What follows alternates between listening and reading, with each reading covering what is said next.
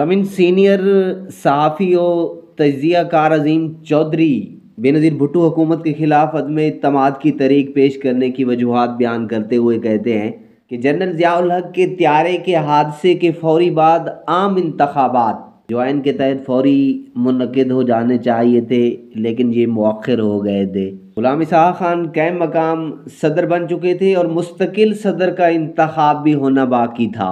मुल्क में एस्टेब्लिशमेंट की हुकूमत थी और उस एस्टेब्लिशमेंट के कुछ अहदेदारों ने बाद अज़ां इस बात का इजहार किया कि IJI हमने बनाई है। जिन लोगों ने IJI बनाई थी उनका ख्याल ये था कि anti Peoples Party pro Ziaul Haq ward को एक जगह इकट्ठा करना था।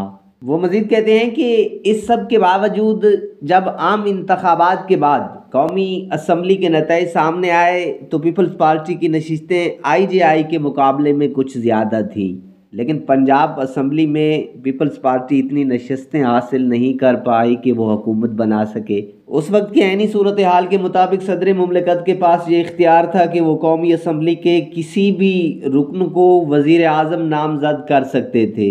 उस नामज़द वज़ीर आज़म के लिए ज़रूरी था कि वो 60 दिन के अंदर ईवान से इत्तमाद का वोट हासिल करे। अजीम चौधरी कहते हैं कि ऐन उन्हीं दिनों में 3 अमेरिकी सेनेटर पाकिस्तान के दौरे पर आए और उन्होंने सदर Ghulam Ishaq Khan, army chief general Mirza Aslam Beg से भी मुलाकात की और फिर चंद ही रोज़ बाद गुलाम इसहाक खान ने बेनज़ीर भुट्टो को वज़ीर आज़म नामज़द कर दिया। बेनज़ीर भुट्टो को 3 मामलात पर वाज़े कर दिया गया कि उनकी टीम में गुलाम इसहाक खान, दूसरे वज़ीर ख़ारजा साहिबज़ादा यकूब खान मौजूद रहेंगे और तीसरे ये कि वो एटमी प्रोग्राम के मामलात से कोई सरोकार नहीं रखेंगी। थोड़े अरसे के बाद ही गुलाम इसहाक खान ने इस बात का इजहार शुरू कर दिया कि बेनज़ीर भुट्टो ना तजर्बा कार साबित हो रही हैं और पाकिस्तान के अहम मामलात में फ़ैसला साजी का मेरा तजर्बा उनसे कहीं ज़्यादा है। तो गुलाम इसहाक खान ने उन्हें बाज़ अमूर पर गैर सरकारी सतह पर मशवरा देने का सिलसिला शुरू किया। उसी दौरान उन्होंने गुफ्तगू में बेनज़ीर भुट्टो को बात करते हुए बेटा कहकर बुलाया।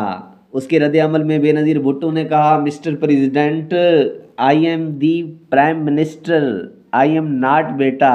जनाब सदर, में वज़ीर आज़म हूँ, मैं बेटा नहीं।